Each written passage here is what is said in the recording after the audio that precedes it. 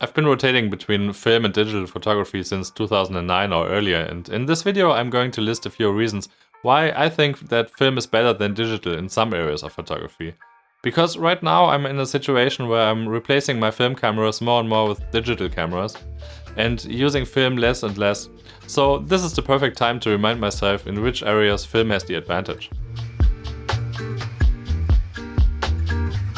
And I think what both film and digital purists can agree on, a picture for which you pay for the film and development and wait for the developed images, perhaps even develop and scan them yourself, has a little more meaning in itself.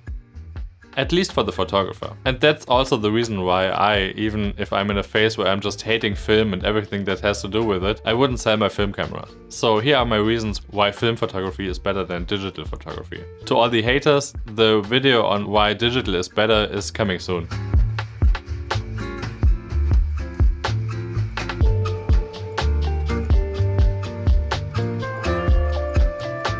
1. I'm incredibly unwilling to edit my images. Film is a great way to create a continuous look.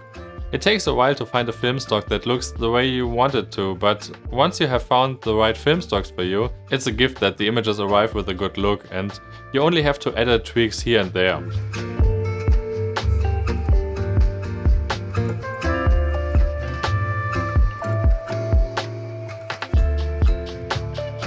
In my opinion, film is an absolute recommendation for people who don't want to spend hours editing, especially when it comes to look issues. You choose the right film for your characteristics and you only have to tweak little things. If you don't have much experience with different films, YouTube is a huge help because you can better assess how the film behaves in different lighting conditions.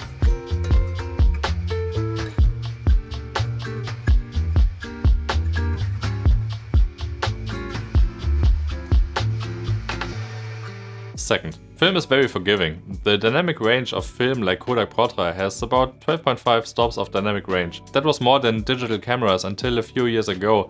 And if you want that much dynamic range with a digital camera today, you have to dig relatively deep into your pocket. You can easily overexpose film by 2 stops and you will still have detail in the image.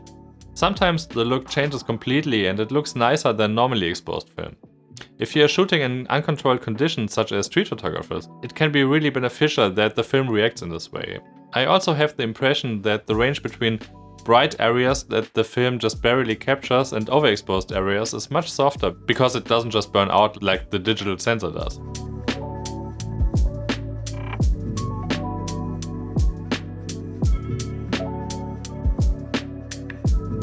3. It's costly, unfortunately not too little by now, and the trend is unfortunately also increasing, but this also means that you really think about whether the frame is worth shooting. You think much more before you press the shutter button, and that is worth a lot in times of cheap memory cards that can hold thousands of images, because hard drive space and the time that goes into indexing thousands of photos also costs. I started my job in post-production when the camera operators were still recording on digital tape. When memory cards and hard drives came along, a lot more was shot immediately, and of course the costs for tapes disappeared, but editing assistance, editing time and costs for hard drives increased rapidly.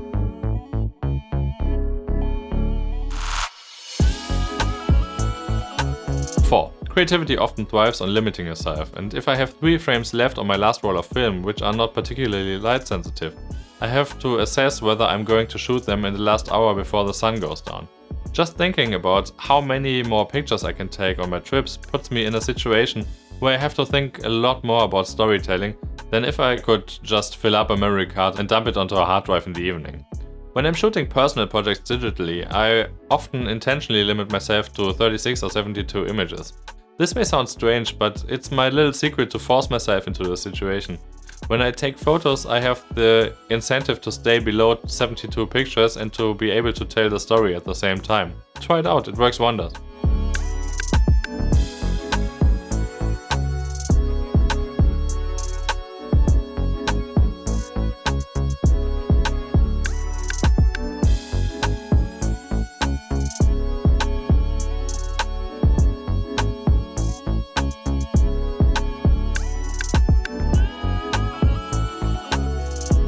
Number 5. The entry price can be cheaper. A used Minolta X500 with lenses, now it's 2024, costs around 130 euros. You really get a lot of camera for the money. The Minolta Rocco lenses are truly great lenses, and if you are prepared to pay a little more for the running costs, such as processing, film and possibly overhauling the camera, the barrier to entry can be lower. And if you don't enjoy photography after all, you will have wasted less money than if you had to sell a new digital camera, including the loss in value.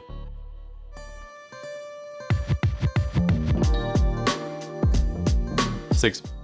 Film is for the connoisseur. In times when we can take good pictures with our smartphones and send and post them immediately, it's nice to take things a little more seriously and to slow down. Sure, if I develop and scan my films myself, I'm able to hold the pictures in my hands the same day, but I usually collect a few rolls of film and then send them to my trusted film lab, who are also able to scan 35mm film much better than I do. I usually get the results back a week later, and I'm thrilled about moments that I can hardly remember. I can also evaluate the images with a much more neutral eye. I usually sort them out much more strictly, which benefits my work in the long term. 7. Let's be honest, many film cameras look so much nicer than current digital cameras. And since you are supposed to enjoy picking up your tools, this can be a great motivation to go out with the camera in the first place.